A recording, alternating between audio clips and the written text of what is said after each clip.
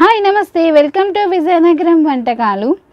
ఈరోజు మినపప్పు, మెంతులు, సోడా ఏమీ యూజ్ చేయకుండా 3 ఇంగ్రీడియంట్స్తో హెల్తీ రుచికరమైన సాఫ్ట్ దోశ మరియు చట్నీ ప్రిపేర్ చేసుకుందాం. ముందుగా 2 కప్పులు బియ్యం, 1 కప్పు పల్లీలను తీసుకొని వాటిని శుభ్రంగా 2 టైమ్స్ వాష్ చేసుకొని అందులో మునిగినంత వరకు వాటర్ పోసుకొని 6 నుంచి 7 గంటలు నానబెట్టుకోవాలి.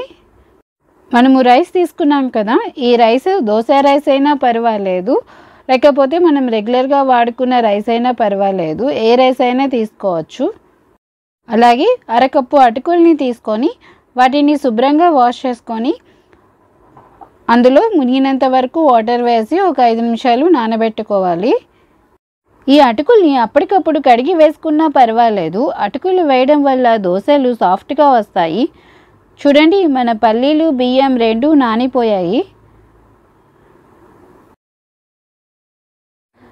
ఇప్పుడు వీటిని మిక్సీ జార్లో వేసి అలాగే మనం ముందుగా నానబెట్టుకున్న అటుకులను కూడా వేసుకొని తగినంత వాటర్ పోసుకొని మెత్తగా గ్రైండ్ చేసుకోవాలి.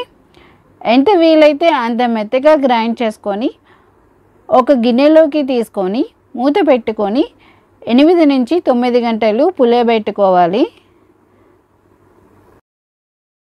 చూడండి, మన దోశ బ్యాటర్ రెడీ అయిపోయింది. మనకి పిండి పులిసిందో లేదో తెలుసుకోవాలి అంటే పిండిలో ఎక్కువ ఎయిర్ బబుల్స్ ఫామ్ అవుతాయి. అలా ఎయిర్ బబుల్స్ ఫామ్ అయ్యాయి అంటే పిండి పులిసినట్లే.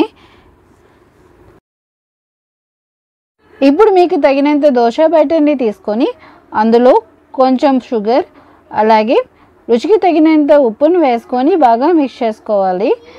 షుగర్ అనేది ఆప్షనల్. షుగర్ వేసుకోవడం వల్ల దోశలకి మంచి కలర్ వస్తుంది. ఇప్పుడు దోశల్లోకి చట్నీ రెడీ చేసుకుందాం.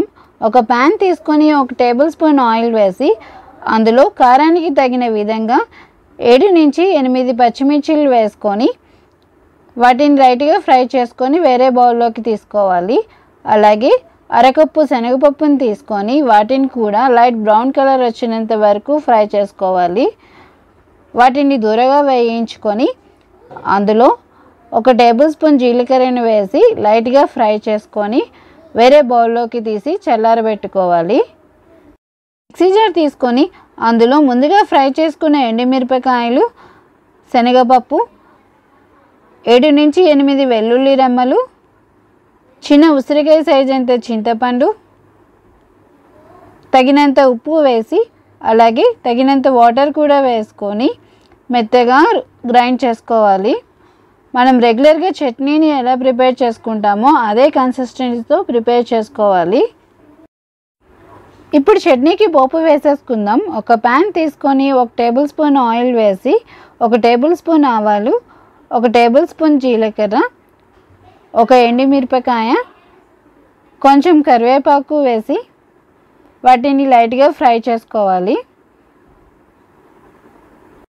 పోపులు వేగిన తర్వాత ఈ తాలింపుని చట్నీలో వేసి బాగా మిక్స్ చేసుకోవడమే. అంతే, చట్నీ రెడీ అయిపోయింది.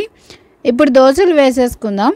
దోశ ప్యాన్ తీసుకొని ప్యాన్ బాగా వేడెక్కాక దానిపైన ఆనియన్ అప్లై చేసి పిండిని 1 గరిటె నుంచి 1.5 గరిటె వరకు తీసుకొని కొంచెం మందంగా పిండిని స్ప్రెడ్ చేసుకోవాలి.